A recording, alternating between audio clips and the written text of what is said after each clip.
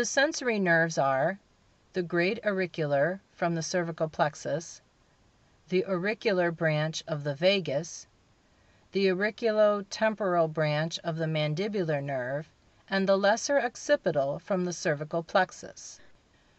The external acoustic meatus, meatus acousticus externus, external auditory canal or meatus, extends from the bottom of the concha to the tympanic membrane.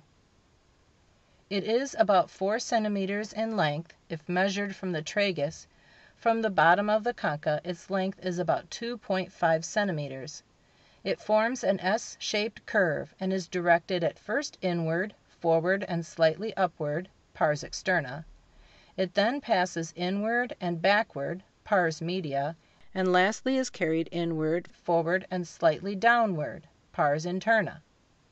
It is an oval cylindrical canal, the greatest diameter being directed downward and backward at the external orifice, but nearly horizontally at the inner end.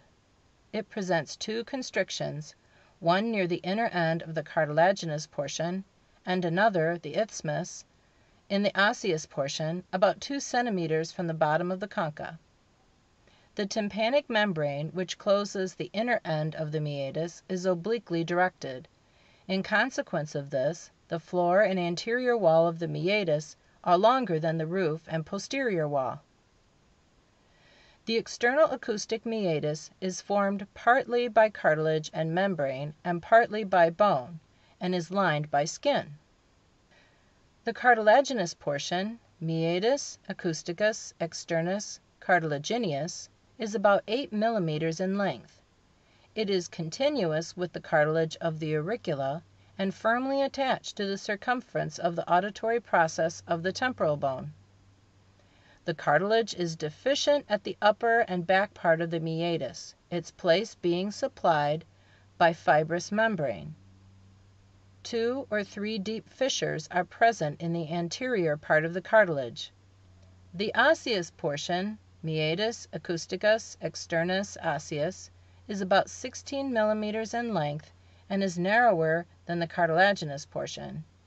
It is directed inward and a little forward, forming in its course a slight curve, the convexity of which is upward and backward.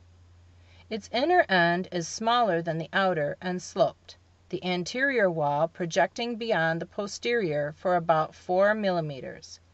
It is marked, except at its upper part, by a narrow groove, the tympanic sulcus, in which the circumference of the tympanic membrane is attached.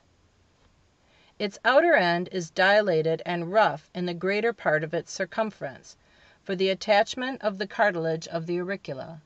The front and lower parts of the osseous portion are formed by a curved plate of bone, the tympanic part of the temporal, which in the fetus exists as a separate ring, annulus tympanicus, incomplete at its upper part. The skin lining the meatus is very thin, adheres closely to the cartilaginous and osseous portions of the tube, and covers the outer surface of the tympanic membrane. After maceration, the thin pouch of epidermis, when withdrawn, preserves the form of the meatus. In the thick subcutaneous tissue of the cartilaginous part of the meatus are numerous ceruminous glands, which secrete the earwax. Their structure resembles that of the sudoriferous glands. Relations of the meatus. In front of the osseous part is the condyle of the mandible, which, however, is frequently separated from the cartilaginous part by a portion of the parotid gland. The movements of the jaw influence to some extent the lumen of this latter portion. Behind the osseous part are the mastoid air cells, separated from the meatus by a thin layer of bone. The arteries supplying the meatus are branches from the posterior auricular, internal maxillary, and temporal. The nerves are chiefly derived from the auriculotemporal branch of the mandibular nerve and the auricular branch of the vagus. End of section 56. Recording by Veronica Jenkins, Ottawa, Illinois.